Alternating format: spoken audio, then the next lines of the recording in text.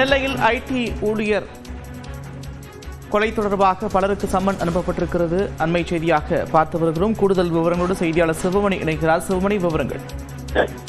நந்தா திருநெல்வேலியில் ஐடி ஊழியர் கடந்த 27ஆம் தேதி கொலை செய்யப்பட்டார். இது தொடர்பாக அந்த பெண்ணினுடைய சகோதரன் மற்றும் தந்தை கைது செய்யப்பட்டு அவர்கள் சிறையில் அடைக்கப்பட்டிருக்கிறார்கள். 5 நாட்களுக்கு பிறகு அவர்களுடைய குடும்பத்தினர் உடலை வாங்கி உடலை தகனம் செய்திருக்கிறார்கள். இந்த நிலையில இந்த வழக்கு சிபிசிஐடி வசம் ஒப்படைக்கப்பட்டிருக்கிறது. அவர்கள் விசாரணையை தொடங்கி இருக்கிறார்கள். நேற்று சம்பவ இடத்துக்கு கொலை சம்பவம் நடந்த இடத்திற்கு நேரடியாக சென்று ஆய்வுகளை மேற்கொண்டார்கள். தற்போது இந்த உடல் ஒப்படைக்கப்பட்ட பிறகு இன்று அந்த விசாரணையை தீவிரப்படுத்தும் வகையில விசாரணைக்காக பலருக்கு சம்மன் அனுப்புவதற்கான நடவடிக்கைகளை தொடங்கி இருக்கிறார்கள். குறிப்பாக இந்த கவின் காதலித்ததாக கூறப்படக்கூடிய அந்த சுபாஷினிக்கு அவளுக்கு அந்த சம்மன் அனுப்பப்படக்கூடிய நடவடிக்கைகள் துவங்கி இருக்கிறது.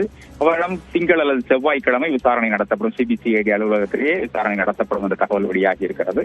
அதோடு மட்டுமல்லாமல் சாட்சிகளாக இருக்கக்கூடிய கவினுடைய தாய் தமிழ்செல்வி, அவருடைய சகோதரன் பிரவீன் உள்ளிட்டோருக்கும் சம்மன் அனுப்பப்படும் நடவடிக்கைகள் துவங்கி இருக்கிறது.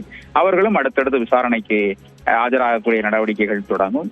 இதனிடையே பாளையங்கோட்டை மத்திய சிறையில் இருக்கக்கூடிய அந்த சுபாஷினுடைய தந்தை மற்றும் சகோதரன் சரவணன் மற்றும் சுர்ஜித் ஆகியோருக்கும் அவர்களை காவலில் எடுத்து விசாரிப்பதற்கும் நீதிமன்றத்தில் மனு செய்வதற்கான வாய்ப்புகள் இருக்கிறது. திங்கட்கிழமை இதற்கான நடவடிக்கைகள்ல சிபிசிஐடி போலீசார் ஈடுபடக்கூடும் அப்படிங்கிற தகவல் வெளியாகி இருக்கிறது. தொடர்ந்து அவர் நீதிமன்றத்தில் காவல்துறை சிபிசிஐடி சார்பில் அந்த காவல் கேட்கக்கூடிய நிலையில தொடர்ந்து காவல்துறை அவர்கள் விசாரணை நடத்துவார்கள் என்ற தகவலும் வெளியாகி இருக்கிறது.